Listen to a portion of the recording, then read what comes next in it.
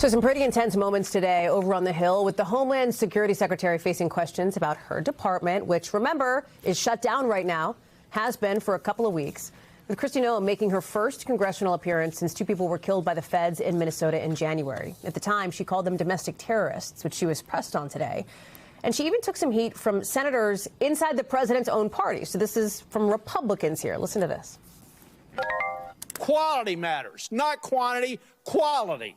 And what we've seen is a disaster. Under your leadership, Ms. Noem, a disaster.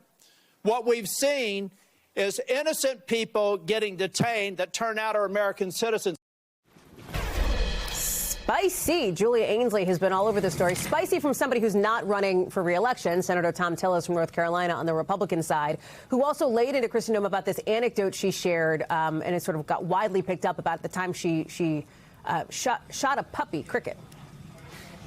Yeah, that's right. He talked about how it was 14 months old, and that in that same hour, she also killed a goat. That part was new to me. Basically, Tillis has been incredibly outspoken and critical of Noem. We also heard from another Republican, though, today who joined that rank, and that was Senator John Kennedy from Louisiana, who had a lot of questions about the way Noem is running the department and how she is awarding contracts and how she responded to those fatal shootings in Minneapolis. But an exchange that I really want to highlight is one between her and the ranking member, Democratic Senator Dick Durbin, where he's pressing her on why she called Pretti a domestic terrorist before she had more information about the shooting. And as we now know, he did not point his gun at the officers. Take a listen to this exchange.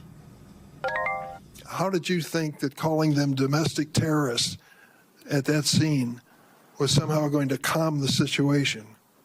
You know, Senator, we are working in those situations where there's a tragic loss of life and that there is something that our agents are involved in, that we continue to deliver information.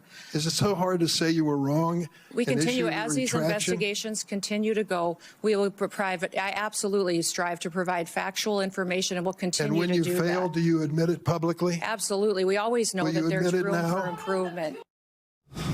And another thing that came up today, Hallie, that I want to draw your attention to is actually questions about some reporting we first broke here at NBC News. There are some pictures that we obtained of a $70 million jet that ICE wants to purchase. It would be used both for Noem's travel and, they say, for deportations. They had some questions about how she would use this plane for deportation. She said they would remove the bedroom. Of course, we still have questions about how they would use the kitchen, the bar, the full-screen TVs.